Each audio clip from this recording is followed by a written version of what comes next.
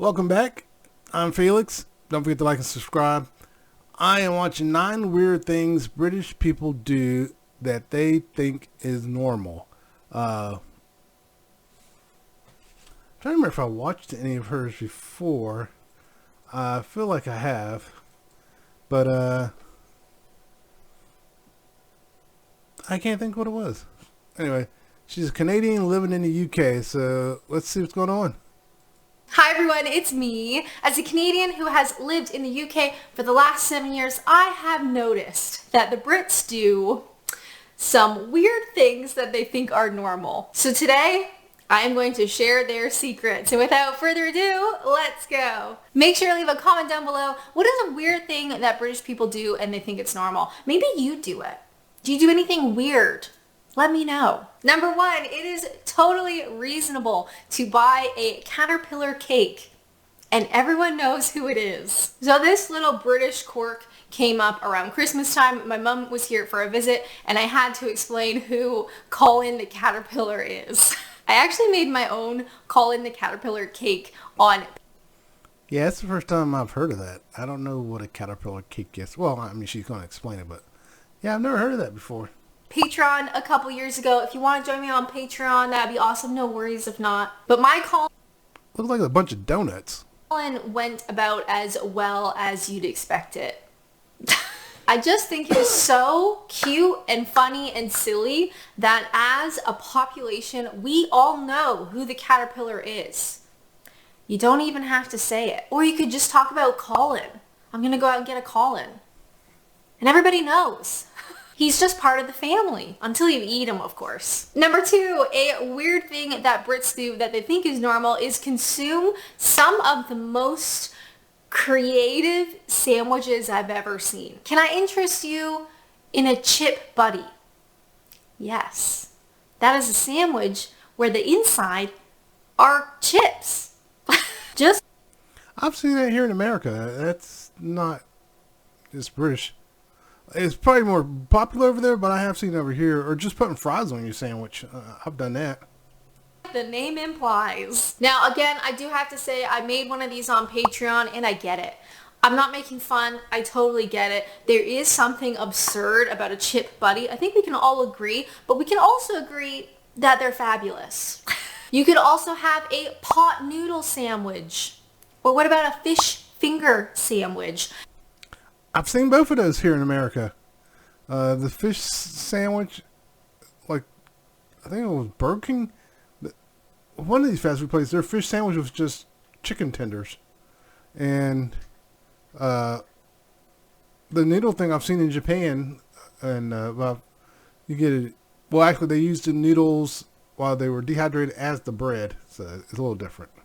The Brits have just an unbelievable amount of sandwiches, and of course lots of people use different words for sandwich depending where in the UK you are. I just think it's fabulous that you could put whatever you want between 2 slices of bread and call it a day. Number 3, we have pet names from strangers. Now, I remember very vividly when I first moved to the UK, I think I even talked about it in a video, where it made me feel really uncomfortable when strangers would call me love or sweetheart or any of that kind of thing, because I just inherently viewed that as condescending. That's just, if you heard... That's... So far, most of the stuff she's talking about takes place in America, too. Like, say sweetheart, sweetie. I've heard people say love and darling and... I can't think of any others, but yeah, we have that. I want to say those are pet names. That's just people talking. I thought she was going to say like a pet name, like a nickname, something like 2 loved ones, like someone calling each other babe or something like that. That in North America, sometimes that's how it comes across. But of course here, that is not what it's all about. So it is not uncommon to hear a whole variety of pet names from complete strangers, and oftentimes people you will never see again. Love, lovely, sweetheart, duck, yes, pet, darling. I mean, there's so many. And while it kind of threw me off at first, now I absolutely love it. I think it's very sweet. It's just sweet. And yes, they can be used in a condescending way. If the situation calls for it, yeah, it could be done in a negative way, but typically it's not. I was at a cafe the other day. I think I'm kind of missing her point on this because that's the same in America. I mean, you can use anything in a condescending way, but most of the time when I hear people use that stuff, they're just saying it to say because they're used to saying it. The woman serving me said something like, "Here you go, love." It's so nice. Or the other day, I was getting a parcel delivered, and the postie, what a great word, the postie was like, "You have a great day, sweetheart." He's like, you know what? I will have a great day. I just think it's really nice, and I do wish that Canada did it, you know? Like, you may hear the odd pet name, but it's really not done in Canada or the US on a day-to-day basis. But here it's just, you know, love, lovely, sweetheart, duck. I love it. I just think it's very sweet. And it's just a nice thing. Next up, number 4. Okay. Is it number 4? I hope it is. Lost track. For number 4, I would like to show you a clip from one of my videos. Now, this was from a vlog that I did when I went to my first ever beer festival, or a hops festival. And this was in the video, and I was like, I don't know what that is. Can somebody help me? And everybody in the comments was like, it's Morris dancing, obviously. So I had a little bit of a Google. The earliest known and surviving English written mention of Morris dance is dated to 1448, and it is described as a form of English folk dancing. Fascinating. I think it goes with that. I guarantee it probably wasn't originally that. It's probably something else. Oh my God, I'm choking here. I don't know what's going on. Let me grab a drink of water again. Yeah, a lot of those rituals start off as other things and then evolved into something else. That's probably the same thing with that dancing. Never saw that in Canada or America. I've just never seen it. But saying that though, I have seen it multiple times here in the UK, especially at like festivals or events or like days out, those types of things. And while it is kind of weird when you look at it, you know, you got some men sort of like slapping their feet, and usually like someone's got a stick and maybe there's like bells and stuff, and you're like, this is kind of weird. I do really appreciate the fact that people still do it. And honestly, one of the things I love about living in the UK is that you are surrounded by history. And a lot of times I mean that by the buildings and the architecture and that kind of stuff, but also with stuff like this. Yeah, when you look at it on the face of it, it's a bit silly and it's a bit weird. But I love that this is like history. And people are still doing it. Number 5, I simply call suns out, shirts off. So here in the UK, how can I describe this? Well, quite simply, when the sun comes out, the men take their shirts off. Whether they should or not, it's not part of it. It's the same in the U.S. And let's be honest, if you live in the South, you probably got a lot of guys taking their shirt off that really shouldn't be taking their shirt off. I don't take my shirt off. Truth is, even if I was ripped, I wouldn't take my shirt off. That's just not something I would do. The question. Now, where I'm from in Southern Ontario, we have some wonderful weather. I know people don't think about that. We have wonderful weather like late spring into the summer and then like into the fall. Beautiful weather. Like 30 degrees. But if you were to walk around a small town in Ontario, like where I'm from, you would never ever see a man walking through town without his shirt on. You're not going to see it. The only time you will see like shirt. I'm getting the feeling she lives or lived a sheltered life. Because I'm pretty sure I watched enough TV that they show people in Canada walking around with their shirts off. Shirts off is at the beach, where it should be. But no, there is a portion of the British population that participates in suns out, shirts off. The minute the sun is out, the minute that it's even remotely nice out, men are taking their shirt off, and they're often like town center, which Please stop. This is one of those things, you know what? I'll take Morris dancing, but put your shirt back on. It's not even that hot out. Number 6, we have a very integral British quirk that so many of them do, and now I do it. And that's quite simply when you're ready to go, when you're ready to leave some event or a friend's house or whatever, you slap your knees and you say, right, well, we best be off. You slap your knees and you say, well, better be going. You slap your knees and say, wow, is that the time? We should get a... Oh, they do something like that in America. They'll make a gesture. Basically, you're making a gesture to signify you're ready to go at the party's over. And that's the thing they do here in America. That's what I said. I don't know how sheltered a life she lived. Because so far, I know she's Canadian, but still, I know Canadians do a lot of things Americans do. And I can't believe that no one in Canada does that either. Move on. There's something about slapping the knees that is so... It's so integral to British culture. And I know so many people do it without thinking. I do it now without thinking. And to be fair, it is a really great visual cue. You don't want to be rude or awkward, but you are kind of being awkward, that you want to leave, but you don't know how to say that. You can't just come out and say, okay, I think we need to go now. You have to do the knee slap. Everybody respects the knee slap. It's just wonderful. I love it. Is it weird? A little bit. I think that's fair to say. It's a little bit weird, but I think it's great. Number 7 of weird things Brits do, and it has to do with how they treat people. Now, this is very confusing if you come from a country where this is not done, but let me explain. Sometimes you will find when a British person is very polite to somebody, lots of manners, very polite, very friendly, they hate that person. And they despise them. On the other hand, sometimes when you hear a British person calling another person every name under the sun, it means that they love them. The banter in this country is unbelievable. And this sort of banter... I stand by she's led a sheltered life. Because that's something that definitely goes... there's the whole saying, kill them with kindness.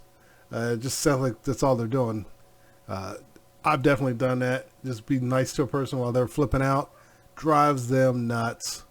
And, if it's someone you know and hang out with, you guys were roughhouse. It's just a thing. So, I don't think she's ever had friends like that, to be honest with you. Again, I'm judging her based on this single video. But it feels like she's led a sheltered life just on this single video. Among friends can be really confusing. I remember my first job here in the UK, I was working in an office, and you really learn about social dynamics in an office, let me tell you. And if you come from a country that doesn't do that, it can be really alarming. There have been situations, honestly, I'll admit it, where maybe at work somebody says something that's really mean to me, and I'm just like, I think that's one thing in America they've cut back on that, doing that stuff at work, because now you can get sued and fired over it. So, UK, maybe they don't do that, but I know in the US they've cut back. It depends on the job too. Construction sites and, like you say, blue collar jobs, they might still do it. But even those jobs, I don't think they do it as much, just because how easy it is to just fire someone and sue a company over it. Because if you're just, like I said, if it's someone you know and you're doing it, that's one thing. But if it's someone you don't know, you can get yourself in trouble. But it's definitely something they still kind of do in America. Oh my God, they hate me. This is it. I have to leave England. These people hate me. And then someone has to say, no. They like you. That's why they're doing it. It's banter. You're one of the group, right? You're part of the gang. But let me tell you, it is devastating. I will say, now that I've lived in England for over 7 years, when someone is really polite to me, I get worried. Because in your head, you're like, oh my God, do they hate me? Why are they being so polite?